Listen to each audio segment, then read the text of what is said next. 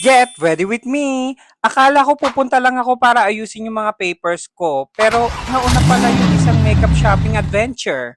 Nag-makeup muna ako, nag-hoodie ng jacket na may rainbow design, tapos nag-book ng in-drive. Ayan, andito na tayo sa may SM Makati.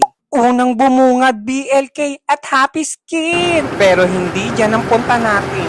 Umakyat ako hanggang third floor. Mga 30 minutes din ako doon kasi ang bagal ng internet. Pero okay lang. Pagbaba ko, boom! Maybelline, Sunny's Face, Shiseido, NARS. Nako, puro makeup brands. Napapasok tuloy ako. At ayan na, OMG!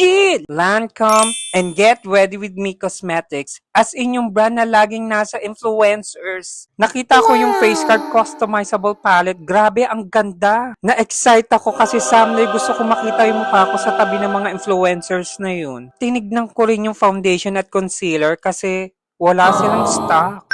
So, ayan, dumiretso ako ng Easy. Good news, may foundation shade sila.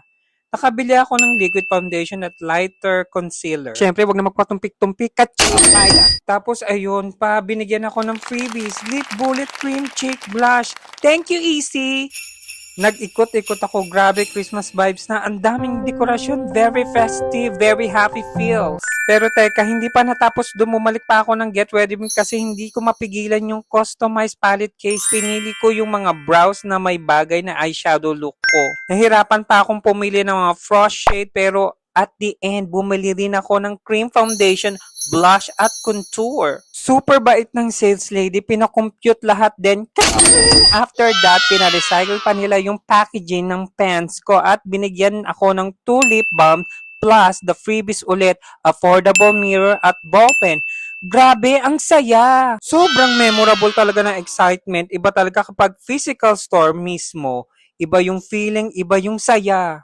Pero wait, nadaanan ko si BLK ulit. Tinanong ko kung yung set ng Brentman truck nila. Pero sabi nila individual price pala. So ayan, check ulit ako ng mga shade at bumili rin ako ng foundation at concealer. Sige na naman ulit. Kaso this time wala silang freebies. Sayang pero okay lang.